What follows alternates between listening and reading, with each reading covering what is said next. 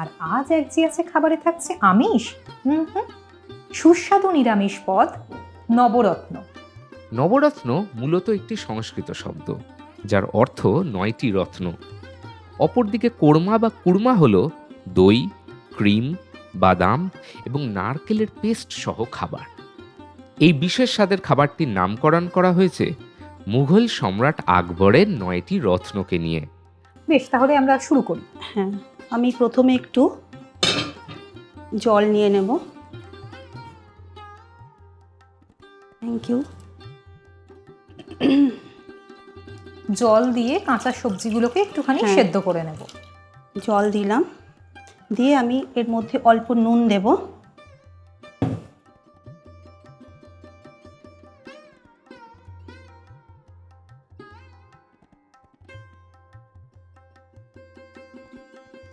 কড়াইতে আমি নুন আর জল দিয়েছি।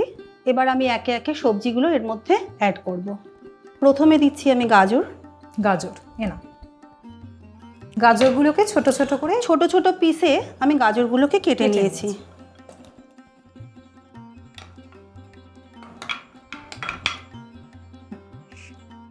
আমি দেব ফুলকপি, ছোট্ট ছোট্ট করে ফুলকপি কাটা, একদমই ছোট ছোট করে কাটা।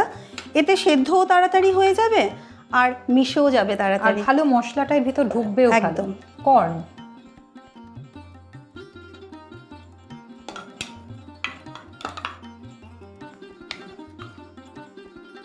বিনস আর বিনস।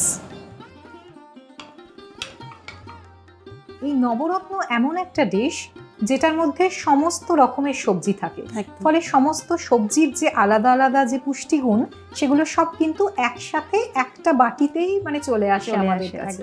এবং তার জন্য এটা কিন্তু একদম ভিটামিন সমৃদ্ধ ভীষণ একদম। আর দেখতেও খুব সুন্দর হয়, কারণ নানা রঙের আর নানা রকমের সবজি দিয়ে তৈরি হয় নবরত্ন। ততক্ষণ আপনাদের জানিয়ে রাখি একটা মজার গল্প। ইতিহাস ঘাটলে দেখা যায় সম্রাট আকবর ছিলেন বুদ্ধিদীপ্ত নবাব, আর তিনি সেই সময় মানে তার সাম্রাজ্যকালে অভিজাতদের মধ্যে সাম্প্রদায়িক সম্প্রীতি বজায় রাখার জন্য যে পদকে বা খাবারকে হাতিয়ার করেছিলেন তা হলো এই নবরত্ন কোর্মা। বাদশাহ আকবর তার রাজনৈতিক এজেন্ডাকে এগিয়ে নিয়ে যাওয়ার কোনো সুযোগকে কিন্তু হাতছাড়া করেননি।